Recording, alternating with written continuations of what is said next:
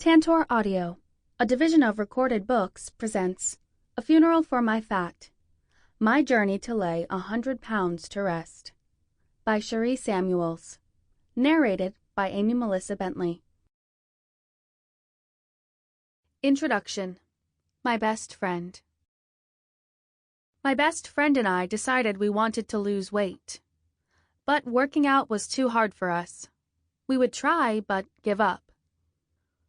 I thought that running was boring and hurt too much, and I just didn't have the endurance to do traditional gym workouts.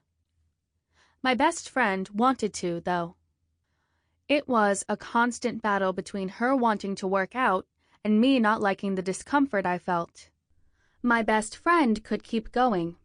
I'd decide that we would stop. I turned the focus to food. Before, we would eat junk food whenever we wanted. Fast food, cookies, cake, soda, chips, pizza, corn dogs, frozen burritos, pizza pockets. My friend always ate what I ate, even if she really wanted something else. I was so tired of being overweight. I hated myself for eating copious amounts of junk food. It was her fault. Why didn't she stop me? She knew what my goals were. So why was she not making it easier by helping me stay on track? We were best friends, but we would fight all the time. It typically ended with me telling her how much I hated her and how ugly and worthless she was. The whole time I was verbally ripping her apart, I knew it was my fault I felt this way. But I was so frustrated, I had to take it out on her. She didn't stop me from eating the bad food. And she didn't make me work harder. So she was to blame too, the way I saw it. The next day, I decided I was no longer going to eat. We were no longer going to eat. She'd complain about how hungry she was. She would constantly ask me when we could eat. I would tell her she was fat, and that she would always be fat if she didn't stop eating. I hated her. I was glad she was hungry. She should be hungry. It was her fault we were both so fat and ugly. That whole week, all we ate was a cup of soup and an orange. I felt fat, tired, and ugly. My friend was fat, tired, and ugly. One night, I found myself crying in my bathroom. I just wanted to be pretty. Why could I not be pretty? I was so ugly. It wasn't fair. My friend was there, so I started telling her how disgusting and ugly she was. I was shouting in her face, screaming that she was a failure and no one would ever want to be with someone as hideous as her. She was fat and I was fat. She was exhausted. I could see it in her face. She didn't look healthy, and she looked so sad. I stared at her until I couldn't take it anymore. I hit her. And as the mirror broke, I could see my best friend staring back at me through all the broken pieces of the mirror, crying with me. In this life, we are our own best friend. Friends for life. One body, one life, one team. How crazy would it be if we talked to our friends that way? If we walked around and constantly told them how unattractive they are, how disgusting their stomach and thighs look, made comments that no one will love them because of their enormous body? Of course, we would never talk to our friends that way. If we did, we wouldn't have many left. If we wouldn't talk to our friends that way, why do we feel it's okay to talk to ourselves that way? When did it become okay to tell yourself how repulsive you are, how you don't deserve to eat because your body is too disgusting to look at, how you're not worthy of happiness because your thighs touch when you walk? It sounds crazy, I know. But sadly, it happens every day. We are guilty of shattering our best friend, destroying our own hopes and dreams because of our self-destructive and negative ways. And when did taking up space become the most repulsive thing that a person could do? Dark days happen. Storm clouds roll in and bring the worst weather with them. So how can you prepare for that? With rain comes growth. That rain is what makes us stronger and able to complete the climb to our goals. The rain will come with slippery slopes, but that doesn't mean you have to stop and build your life in the muddiest rain puddle you find. You can choose to keep moving forward, even on days when you feel gloomy. Choosing to love yourself is the most powerful tool you will ever have on your journey. Learning to love yourself is the first step in creating the life you want to live. Your self-love will be a driving force on the days when you feel ready to give up and turn back. When you and your body work as a team and you hold each other accountable, you can accomplish anything. When you fuel your body with healthy foods, your body will reward you with endurance to power through those workouts. When you give your body rest days, your body will return the strength to tackle the week. When your body feels good, you feel good. When you treat your body poorly, you won't walk around feeling like a rock star. I stopped treating my body like a foreign object working against me and began to treat my body like the best friend it is. And that friend was the person who helped me reach my goals. I would not be the Sharee I am today without the 256-pound Sharee deciding to fight for our goals.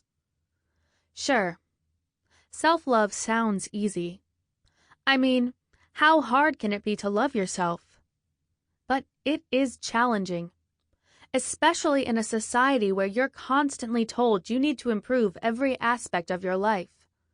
From your appearance, the car you drive, and your waist-to-hip ratio, to the technology you use, your job, your relationships, your family, and how you handle stress. Nothing is untouched regarding society's standards of how we can improve our lives and become ideal and socially acceptable people. But that doesn't mean you have to conform to societal norms or ideals. The most valuable and important aspect of any healthy life is your ability to love yourself regardless of your flaws. And so what if you're flawed? I actually hate using the term flaw because honestly, welcome to real life, where thighs touch, or don't touch, and people stare because your legs are stick thin. Real life, where skin stretches, arms wiggle when you move them, hips have love handles, back fat is a thing, and one boob is bigger than the other. It's not a crime to be a real person.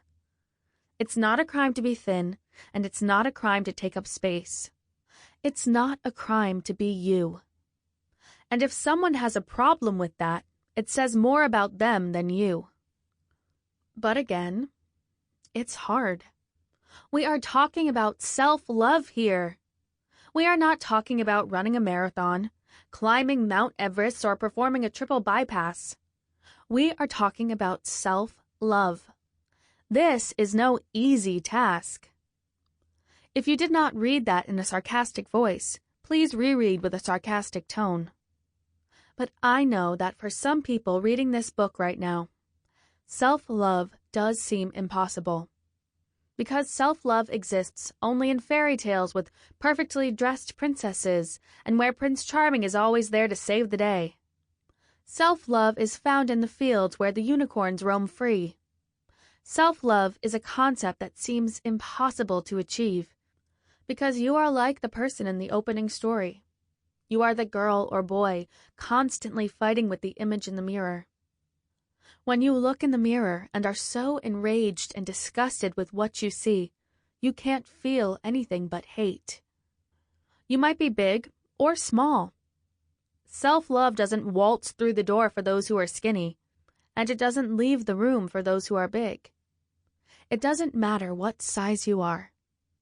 Self-love is a choice, and it's not one that is easily made. Self-love takes work, just like any relationship. Except in this relationship, no matter how much you hate, degrade, and despise the other person, there is no leaving. You have two options: Choose to love yourself and strive to work as a team to accomplish your goals.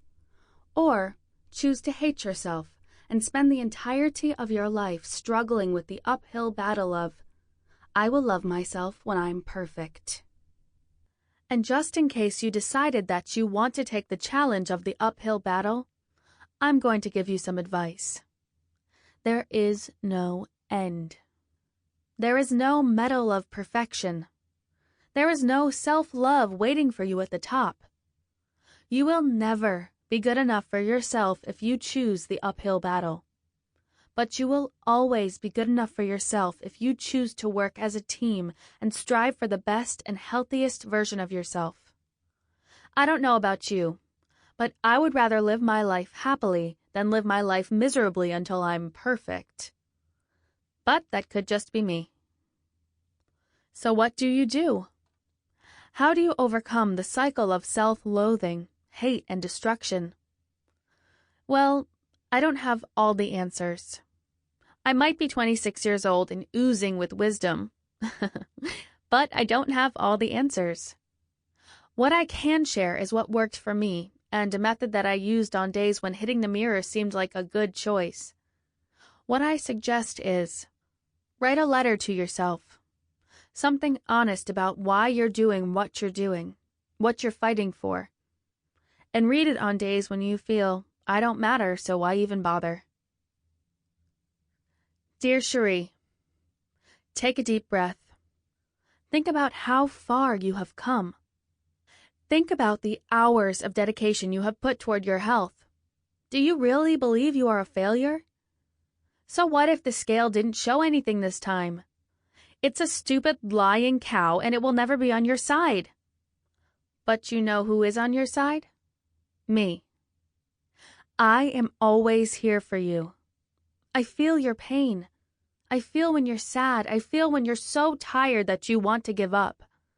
And it's okay to feel that way. It's okay to be tired. Take a rest day. Call your mom. But don't you dare think for one moment that you're useless and haven't accomplished anything. You set out to change your life, not a pair of socks. Life changing takes time. You knew when you started that it wouldn't happen overnight. But it will happen. I know it will. Sharee, I am always here for you. I will fight with you, cry with you, and burn some calories with you. But please promise me that you will take care of yourself and me. I can't do this without you. I don't want to lose you and lose us on this journey. This is not about looks, although it will be nice to rock some crop tops someday. This is about the rest of our life, being healthy, feeling that sense of belonging and not worrying about our weight. Buckle up. It's going to be a long journey. But you don't have to do it alone. You have me, God, family, Dre, friends. You're not alone. You can do this. Love yourself, and love always, Sharee. Write a letter to yourself. Use it as an opportunity to explore what you want to accomplish. What are your goals? What life do you want to create? What encouragement will you need along the way? Write it out and use it. Use it on those days when a big, muddy rain puddle is looking like the place where your life is going to stay. Because as we begin to walk through my journey, you will see that rain puddles happen more than just once. Throughout this book, there will be opportunities for you to reflect on your own life and journey. This book highlights my experiences and my downfalls, and my goal is for my story to spark a movement for you and your journey. 1. A tour to rock bottom. Everyone has a turning point. That moment in their life when they realize they want to change. This moment typically happens when the pain of staying the same is greater than the pain of changing. Sometimes it takes us more than once to see how painful our current state is. For some people, Their rock bottom is being humiliated in public by strangers commenting on their weight or food consumption. Other individuals' lowest point is being relentlessly tormented by peers.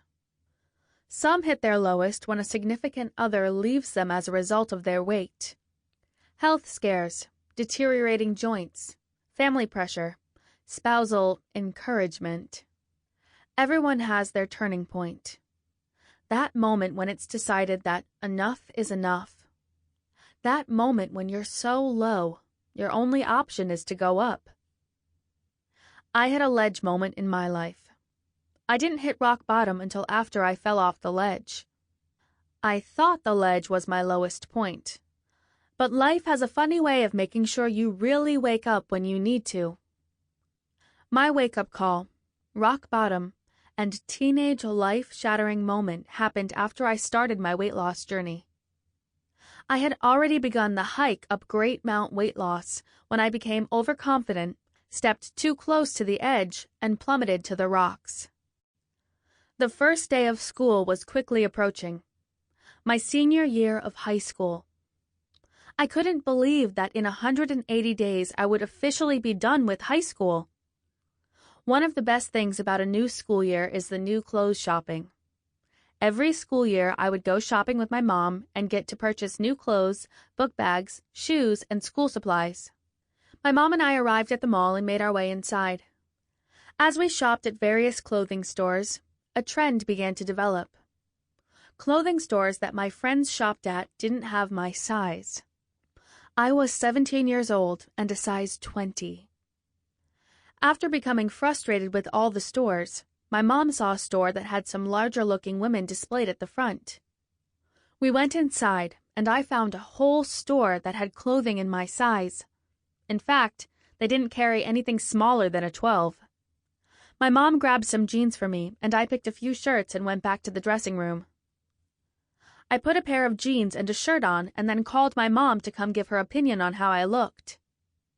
When my mom walked into the dressing room, I burst into tears. My mom burst into tears too. The whole day was emotionally draining.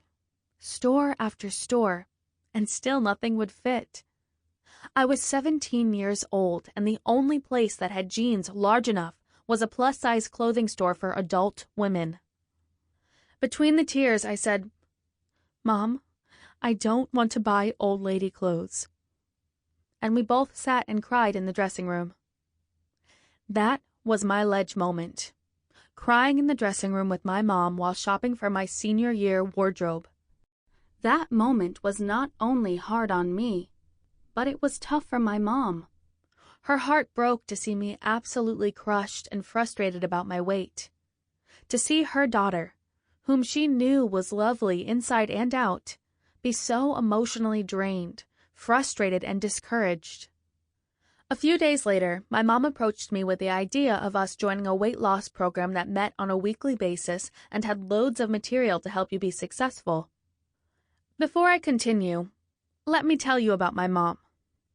She is 5 foot, 2.5 inches, petite and thin. She's been a fitness addict for years and even taught fitness classes through all 3 of her pregnancies. My mom is gorgeous, outgoing, smart, and incredibly fit. My dad is active, handsome, and exceptionally smart. He's a pilot, so we're talking genius IQ levels. Gene pool selection-wise, I was granted top-notch opportunities. This explains my sister. Tall, platinum blonde hair, ginormous blue eyes, naturally thin. And my brother. Tall, tan, handsome, and blessed with the typical teenage boy metabolism. I was an anomaly even within my own family. So my mom approached me with the idea of us joining this weight loss program. There was a meeting group not too far from our house. I didn't know much about the program, but I was willing to try anything at this point. My mom wanted to support me, and she had a stubborn 5 pounds that she had been trying to lose. So me, with my 100+ pounds to lose, and my mom with her stubborn 5 pounds, walked into our first weight loss program meeting. I was nervous about going. I wasn't sure what to expect. What do people who want to lose weight even talk about? We walked in, found a couple of seats, and sat down. A few people introduced themselves to us and asked how we were doing. Within a few minutes, this bright and cheery woman walked to the front and started the meeting. The meeting began with individuals sharing their weekly accomplishments. Some were weight loss related and others were fitness accomplishments. The atmosphere was full of positivity and support. As more people shared their mini stories, I looked around the room and saw a thin, petite woman sitting in one of the chairs. She had extremely long hair that reached mid-thigh and was wearing an oversized white t-shirt. She stood out to me because she was so small. I thought to myself, how could a woman that small possibly need to lose any weight?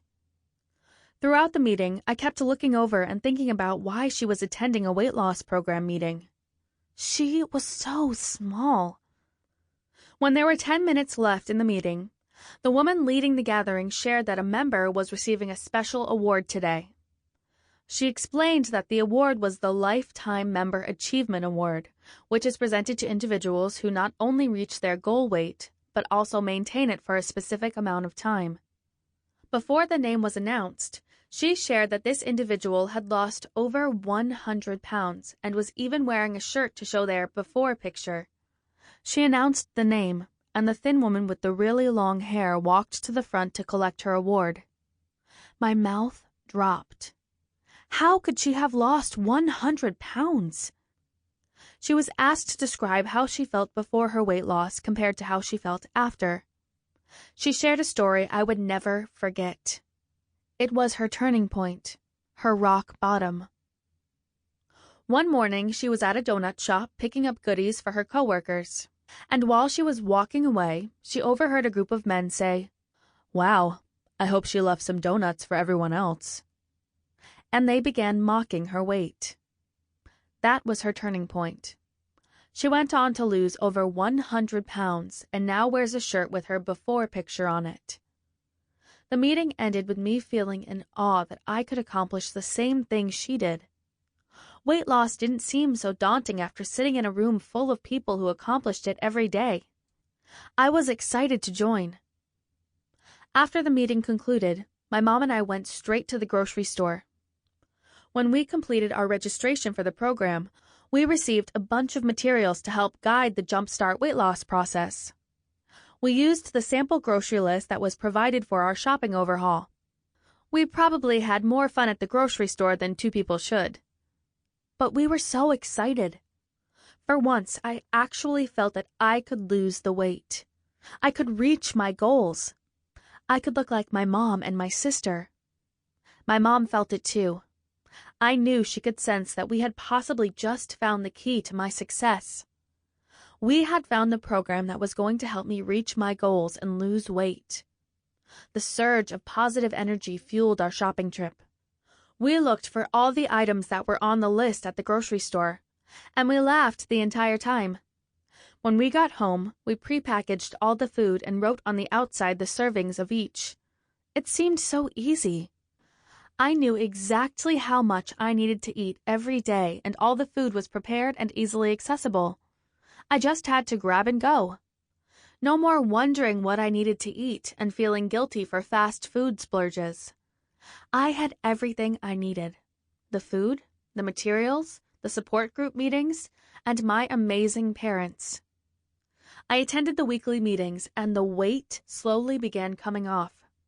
After 2 months, I had lost 11 pounds. I felt accomplished and proud of myself. I had finally figured out this weight loss thing. I had the tools, confidence, and attitude to reach my ultimate goal weight. I was down 11 pounds and felt incredible. Over the next few weeks, my attendance started to decrease, and by month 3, I was no longer attending the meetings. I didn't need the meetings anymore. I had lost 11 pounds. Clearly, I had cracked the code of weight loss and was well on my way to prancing around on the beach in an itty-bitty bikini. Weight loss was now a part of me. I understood what I needed to do to reach my goals. It was no longer challenging. so I believed that I did not need to put forth the same amount of effort. My body was in weight loss mode, so I could sit back, relax, and enjoy the weight loss, easy life process. This whole weight loss thing, I had mastered it. I was tiptoeing closer and closer to the ledge that was going to send me plummeting to the rocks below. I was creeping closer to my lowest point, and I had no idea. Inflated egos will do that to you, cloud your perception and impair your judgment. Down 11 pounds, and I was on top of the world. I could do no wrong. I could reach all my goals and destroy any obstacle that stood in my way. Weight loss was not hard. At least, I thought it wasn't. Eventually, I had to face the consequences of my immaturity. But the extent of my consequences was yet to be determined. My mom and I sat in the car in silence until I turned to her and said, "Mom, I'm nervous. I don't want to see the scale, and I don't want to see anybody at this meeting." "I know, honey," she said. "But this is the first step to getting back on track. I'm nervous too." I rolled my eyes. "Nervous about what?" I said to myself. "You're small, always have been small, and you lose weight just thinking about losing weight." The frustration inside me grew, and the anxiety building up inside me was in overdrive. I felt knots in my stomach and wanted to just cry and curl up in a ball away from the world. I wanted to be anywhere else in the world than waiting in the parking lot outside this weight loss program building. I was frustrated with myself. How could I be in this position again? Dreading the scale, dreading walking into a meeting, dreading seeing the people who knew I was on a mission to lose weight. I got out of the car, and with my mom a few steps behind me, we walked inside to the program meeting. I felt like everyone's eyes were on me, judging me, asking themselves why I hadn't attended a meeting in so long when clearly I had so much weight to lose, trying to guess how much weight I had gained in their minds. I kept my head down and tried to avoid eye contact. My face felt red with embarrassment and shame. I hated this feeling. I hated this moment. I wanted to bury my face in humiliation. It was my turn to weigh in.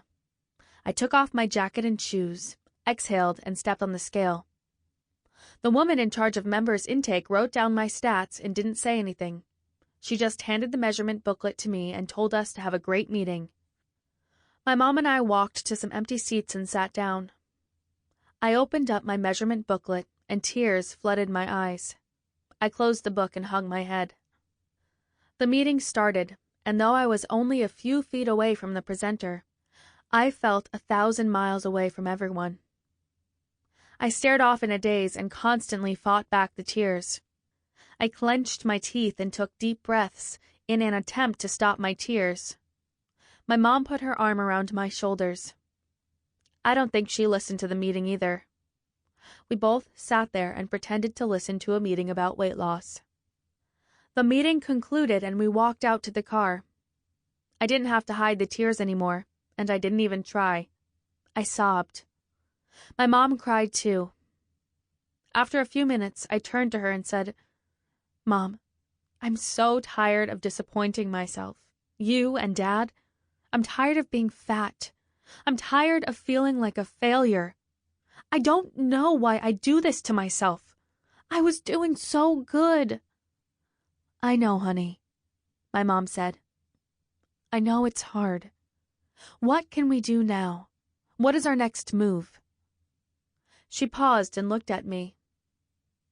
"I don't know, Mom," I said between tears. "I don't want to give up. I know I can do this because I've shown I can do it before.